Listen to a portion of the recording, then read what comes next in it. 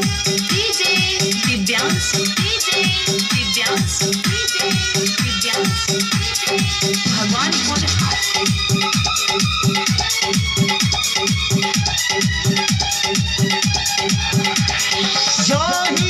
देखले बिया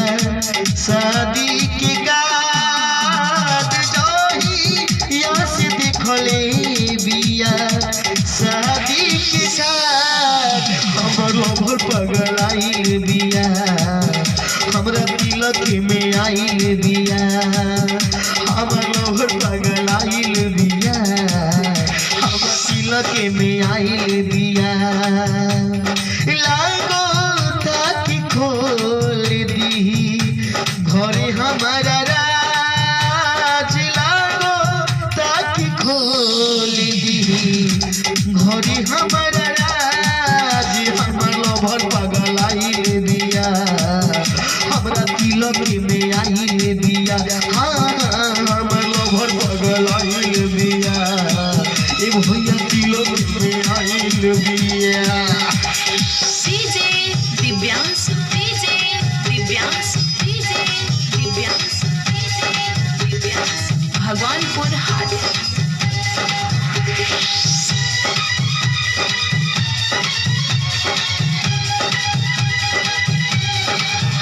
mummy papa से बतिया हवेले सेल्फी घिचल देखावेले मुँह तेज कोई बड़ा ताकेले पगली हमें डेरावेले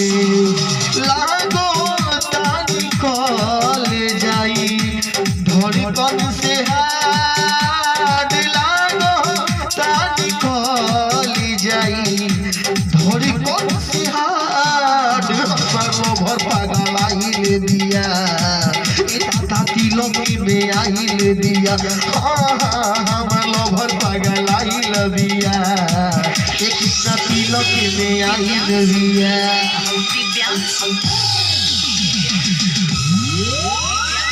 भगवानपुर हाट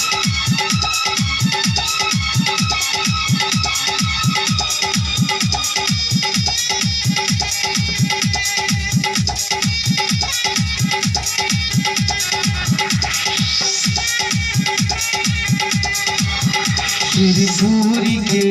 ले बीती हो के ओ पिसंग खाले लीती हो सच कही ना राहुल सुमिति ई बात ना अब बीती हो तानी बती आई सब बात साच तानी बती आई सब बात साच हमर लवर पगलाइल दिया राहुल तिलक में आइल दिया हमर लवर पगलाइल दिया देखो तिलक में आइल दिया जहिया से देखले बिया शादी के गात जहिया से देखले बिया शादी के लवर पगलाइल बिया सुमित लवर पगलाइल बिया हाँ गोपी लवर पगलाइल बिया कृष्ण लवर पगलाइल बिया कृष्ण लवर पगलाइल बिया।